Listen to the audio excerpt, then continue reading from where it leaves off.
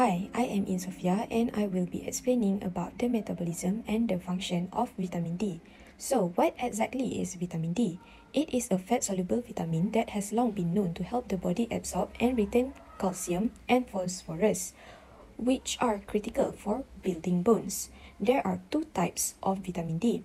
D2, that is known as ergocalciferol, and D3, that is known as 7-dehydrocholecalciferol. The daily requirement for adults are 100 IU, which is about 2.5 microgram, for pregnant and lactating mothers 400 IU, and children 200 IU. For the metabolism, vitamin D is synthesized in the skin from provitamin D3 in the presence of ultraviolet light. It is then hydroxylated to 25-hydroxycholecalciferol, which is also called as calcidiol in the liver by 25-alpha hydrolase enzyme.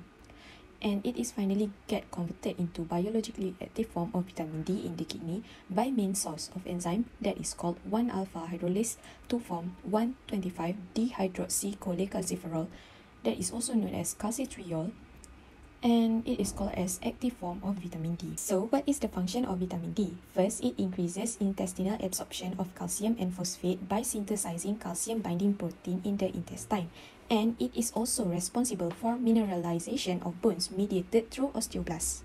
Vitamin D is the essence of bone structure.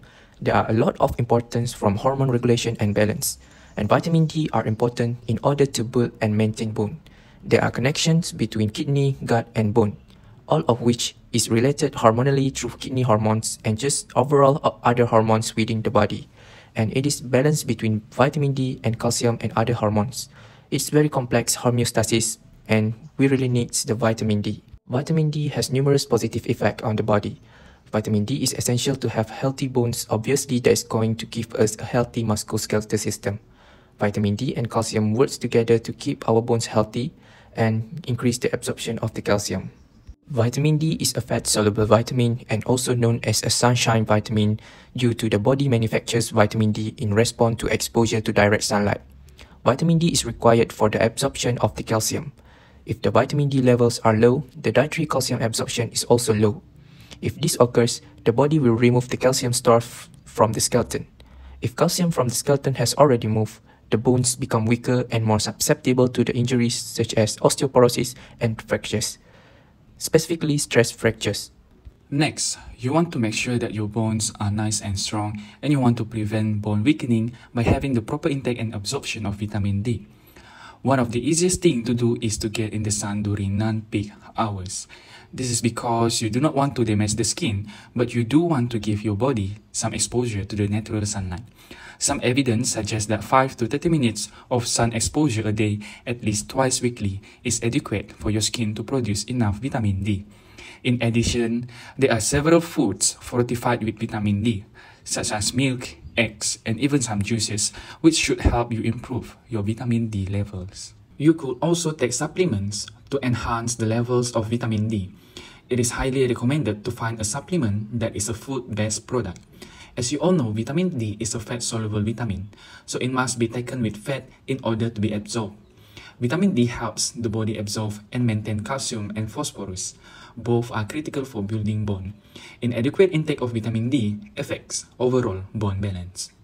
Hi, I am Amira Ismadi and I am going to explain about deficiency and toxicity.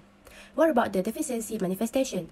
Rickets in the children and osteomalacia in adults. So in rickets, there is inadequate mineralization of bone and it occurs before closure of epiphyseal plates, typically in the children. And osteomalacia, where there is inadequate mineralization of bone and occurs after closure of the epiphyseal plate.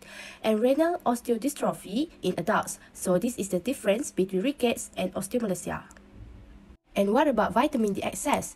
If vitamin D is taken in larger doses, like approximately 500 to 1000 times of normal requirement of prolonged period, there are immediate effects as well as delayed effects. So immediate effects are like thirst, anorexia, constipation, and polyuria, followed by nausea, vomiting, and diarrhea. And delayed effects can be hypercalcemia, urolithiasis, metastatic calcification, and sarcoidosis. That's all from us. Thank you.